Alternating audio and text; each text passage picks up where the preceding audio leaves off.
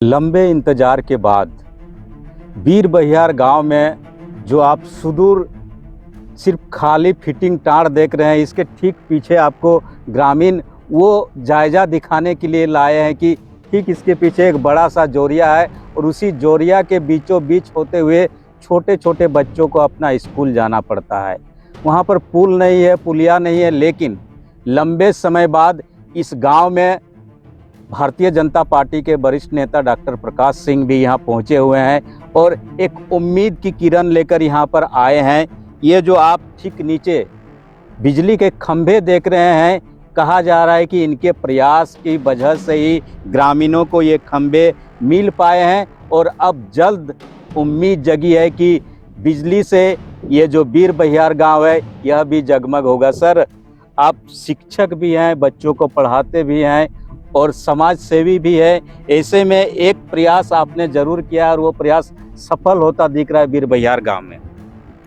निश्चित रूप से बोकारो विधानसभा में आदिम जनजाति का जो ये गांव बीर बहियार है, इसको देखने वाला कोई नहीं था। यहाँ बिजली की बड़ी बड़ी समस्या थी। हमने तुरंत एसी साहब से बोकारो में बात किया। उन्होंने तरह तरह के बहाने बनाए, लेकिन अंतोगत्वा उन्होंने कहा कि हम बहुत जल्द बिजली की व्यवस्था करते हैं। चुनाव के समय में आए थे अभी, और चुनाव के मध्य में ही ये सारा पोल गिरा है। अब हमको लगता है कि एक आध हफ्ते में ट्रांसफार्मर वगैरह लग के इस गांव में जो वर्षों से बिजली नहीं मिला था आज़ादी के बाद, अब यह गांव भी जगमग हो जाएगा। मुझे इस बात की खुशी है। और हमने यह भी प्रण किया है कि सरकार को जगाकर, सरकार को झकझोर कर, जिला प्रशासन को झकझोर कर इस गांव को हम जल्द से जल्द रोड मुहैया कराएंगे और वैसे जोड़िया पर पुल बनाएंगे जहां से बच्चे उसको पार करके स्कूल जाएंगे और शिक्षा की व्यवस्था होगी। बीर बहियार गांव की हम लोग बात कर रहे हैं और लगातार इसकी दुर्दशा और आज़ादी के बाद से अब तक जो मूलभूत सुविधाएं मिलनी चाहिए वो सुविधाएं नहीं मिल पाई अभी तक। ऐसे में एक समाजसेवी के साथ साथ आप एक बुद्धिजीवी हैं, आपको क्या लगता है कि क्या ये गांव इसी तरह टापू बन के आगे भी रह जाएगा या उम्मीद की नई किरण आप लोगों के प्रयास से यहाँ आने वाली है बिजली के अलावा दूसरी चीज़ों को लेकर? आप सभी जानते हैं, जैसा कि गांव ग्रामीणों ने बताया, कि शिबू सोरेन जी के भाई का ससुराल भी यहाँ पर है और एक समय में शिबू सोरेन जी पूरे परिवार के साथ यहाँ पर वर्षों बिताए थे। लेकिन उनकी उस परिवार की यह मंशा नहीं रही है कि कोई भी आदिवासी विकास करे। उसको झुठलाकर, फुसलाकर, लोभ देकर, प्रपंच देकर संघर्षों में साथ रखते हैं, लेकिन जब विकास की बातें आती है तो उससे वह नाता तोड़ लेते हैं, मुख मोड़ लेते हैं। यही कारण है कि यह आदिवासी गांव अब तक विकास नहीं कर पाया है। लेकिन बाबूलाल मरांडी के नेतृत्व में यह गांव विकास करेगा, यह राज्य विकास करेगा, यहाँ के आदिवासी विकास करेंगे। यहाँ एक और जी, हिमांशु जी भी मेरे साथ हैं। बीर बहियार गांव हम लोग दोनों एक साथ चल के दिखा रहे हैं। आपने देख लिया आज़ादी के 60-75 साल बाद एक गांव आज भी इस परिस्थिति में। आप डॉक्टर साहब यहाँ आए, क्या पूछना चाहेंगे आप? नहीं, अगर डॉक्टर साहब ये बातें कह रहे हैं इस जगह पे, और क्योंकि मीडिया हम यहाँ मौजूद है, तो हमारी नैतिक जिम्मेवारी बनती है कि हम भी कुछ प्रश्न इनसे ज़रूर पूछें। केवल इनकी बातें सुनना ही हमारा काम नहीं है। अगर ये कह रहे हैं कि इनके प्रयास से यहाँ पे बिजली आई है, तो 15 साल तक इनके सांसद इसी क्षेत्र के रहे हैं, 10 साल से इनके विधायक यहाँ पे मौजूद हैं।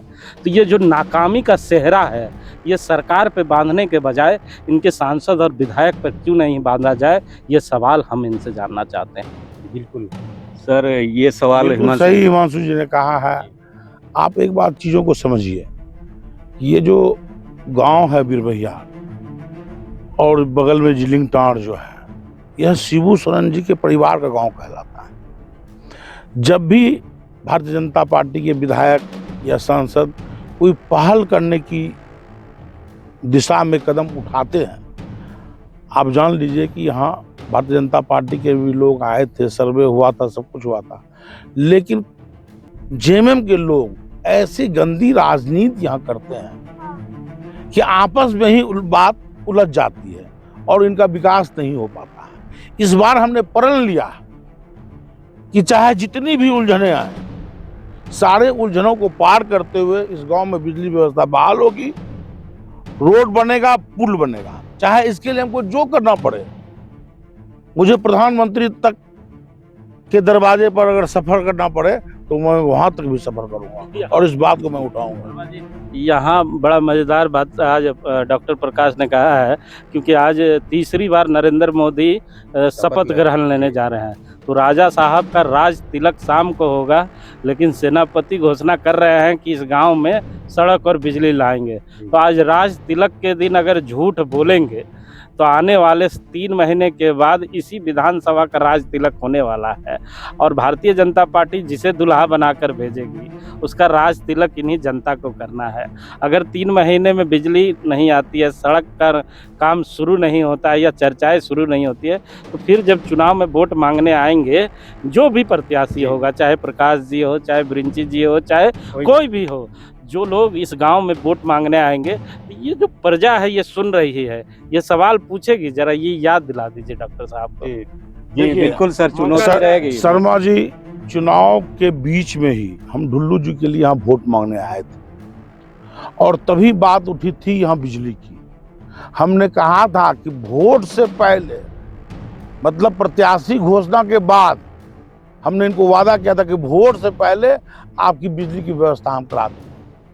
और ये लोग भी ऑफिस गए, बिजली ऑफिस, और हम भी पहुंचे और एक लड़ाई हमने लड़ी इनके लिए।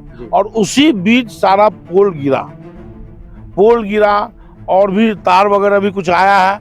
और उन्होंने वादा किया इसी साहब ने कि हम ट्रांसफार्मर वगैरह जो सामान छूटा हुआ, आधा सामान आ चुका है, अब आधा सामान जो बाकी है वो 1 हफ्ते के अंदर आ जाएगा।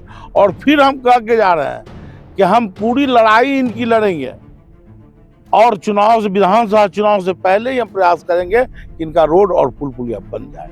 हम हवा में बात नहीं करते हैं। आप नरेंद्र मोदी जी की बात करते हैं, आप एक एक बच्चा, एक एक महिला बता देगी कि उनका दिया हुआ चीज हमेशा इनको प्राप्त हो रहा है और उनके आने से ही महिलाओं के मुख में बातें आई हैं और वह आज अपने हक की लड़ाई लड़ने के लिए आगे आ रही है।